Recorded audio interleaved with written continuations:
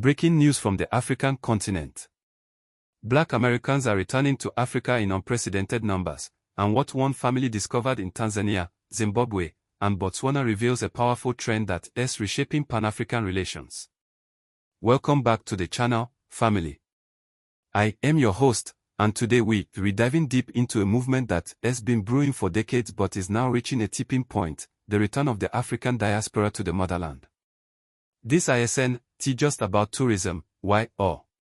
This is about reconnection, investment, and a fundamental shift in how we understand African identity in the 21st century. Like this video help more Africans see this story. To understand what is happening today, we need to go back to the beginning, the violent separation that created the African diaspora in the first place.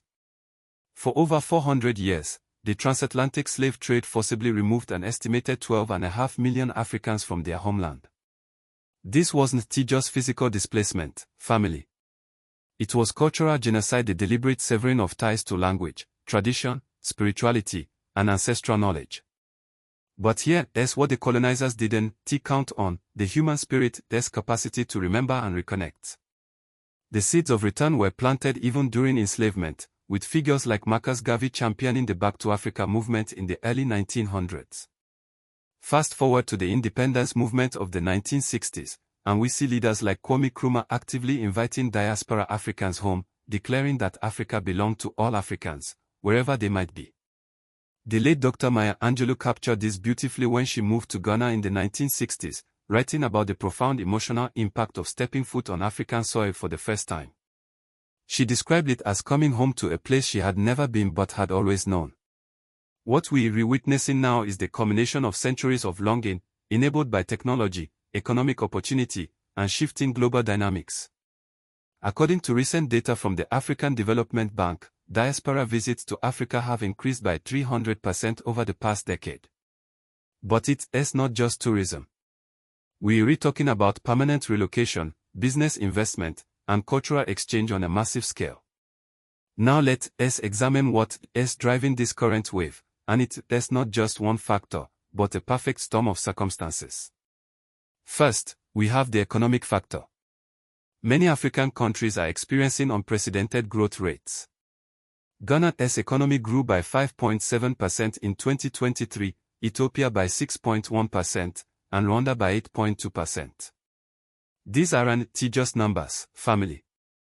They represent opportunity, entrepreneurship, and the chance to build wealth in markets that aren't saturated.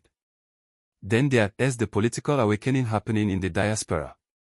The Black Lives Matter movement, the renewed focus on systemic racism, and the ongoing struggles for equality in Western countries have many Black Americans questioning whether they can ever truly thrive in societies built on their oppression. Africa represents not just an escape, but an opportunity to build something different. Technology plays a crucial role too. Social media has made Africa more visible and accessible than ever before. Young Africans are showcasing their country's beauty, culture, and opportunities directly to diaspora audiences, bypassing traditional Western media narratives that often focus only on poverty and conflict. Subscribe for honest, Pan-African analysis you won't find on CNN or BBC. But here is where it gets interesting. African governments are actively cutting diaspora return.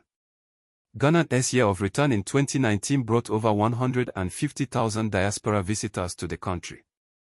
The initiative was so successful that Ghana launched the Beyond the Return program, offering pathways to citizenship and investment opportunities specifically for diaspora Africans. Similarly, Rwanda has positioned itself as the Singapore of Africa, actively recruiting diaspora talent for its growing tech sector. The government offers fast-track visas, tax incentives, and simplified business registration processes for diaspora investors. Zimbabwe, despite its economic challenges, has been reaching out to its diaspora community, recognizing that the estimated 3 million Zimbabweans abroad represent not just a brain drain, but potential brain gain if properly engaged. Botswana, with its stable democracy and growing economy, has become increasingly attractive to diaspora Africans seeking both opportunity and political stability. The country's diamond wealth and diversification into tourism and technology sectors create multiple entry points for diaspora investment and settlement. But let's keep it 100, this movement isn't without its complexities and contradictions. Within African communities, there are mixed reactions to diaspora return. Some view it as a homecoming to be celebrated, while others express concerns about gentrification, cultural appropriation, and economic displacement. In Ghana, for example, local real estate prices in Accra have skyrocketed partly due to diaspora investment, pricing out some local residents. There are legitimate questions about whether diaspora Africans, often arriving with stronger currencies and different expectations, might inadvertently contribute to inequality. From the diaspora perspective, there are challenges too. Language barriers, bureaucratic hurdles, and sometimes unrealistic expectations about what life in Africa will be like can create friction. The romanticized vision of Africa that some diaspora Africans hold doesn't always match the complex realities of daily life in developing economies. Yet there are also beautiful success stories. Entrepreneurs like Jessica Matthews, who founded Uncharted Power and has expanded operations into Nigeria, or the hundreds of Black American professionals working in Rwanda's tech sector, show what is possible when diaspora skills meet African opportunity. Culturally, the exchange goes both ways. Diaspora Africans bring different perspectives, experiences, and skills, while reconnecting with traditions, languages, and worldviews that were lost during the diaspora experience.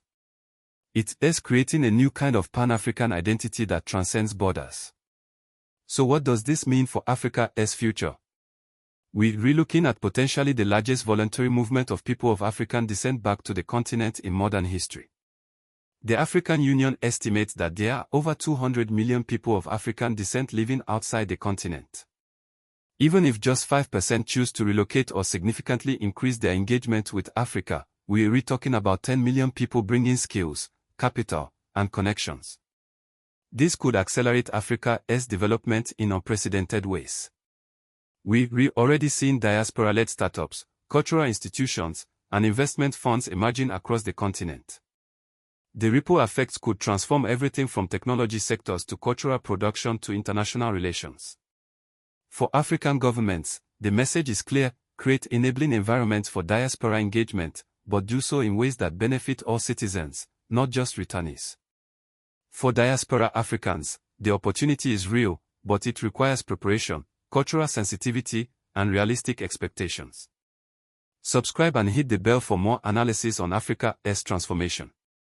Looking ahead, this movement is likely to accelerate as Africa's economies continue to grow, as Western countries grapple with persistent inequality, and as technology makes cross-continental connections easier than ever. We might be witnessing the beginning of a new chapter in the African story, one where the diaspora doesn't just send remittances home, but comes home themselves. Check out this next video where we explore Ghana's citizenship by right of return program and how it is changing the country's demographics. The implications of this movement will be felt for generations to come, reshaping not just individual lives, but the trajectory of the entire continent. What are your thoughts on diaspora return? Have you considered relocating to Africa, or have you already made the move? Comment your thoughts below and let us continue this conversation.